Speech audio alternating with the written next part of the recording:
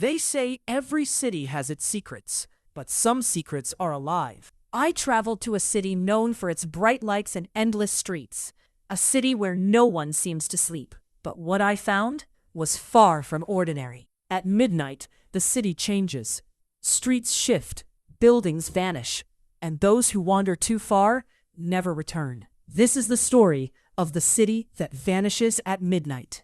I arrived in the city on a rainy evening. At first glance, it looked alive. Neon lights reflected off wet asphalt. Crowds flowed like a river through the streets. But the moment I checked into my hotel, I felt it, a strange weight in the air, like the city was watching. The receptionist warned me, not directly, just a casual comment. Don't wander after midnight. Streets sometimes change. I laughed it off. Tourists are told strange things everywhere, right? But the first sign came sooner than I expected. I took a late-night walk through a street called Marlowe Avenue. It was quiet, too quiet. The lights flickered, and I noticed something odd. Every building on my map looked wrong. The streets didn't match.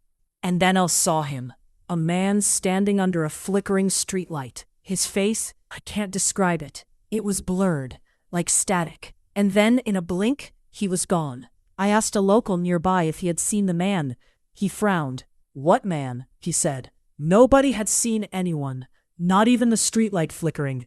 It was like it never happened. I couldn't shake the feeling. Something was wrong with this city. I started asking questions.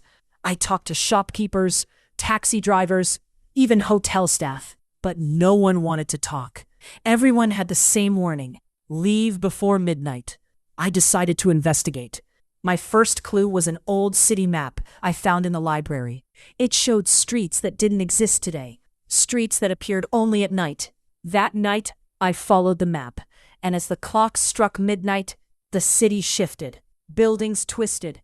Roads ended in walls that weren't there before. The city was alive, breathing, watching me. I stumbled upon a narrow alley, almost hidden. At the end, I saw a diary, old and soaked in rain. The entries were from people who had vanished before. Their words were frantic. "The city, it takes you. Don't look too closely. Don't wander. You'll never leave." I started piecing it together. Every disappearance matched a street that existed only after midnight.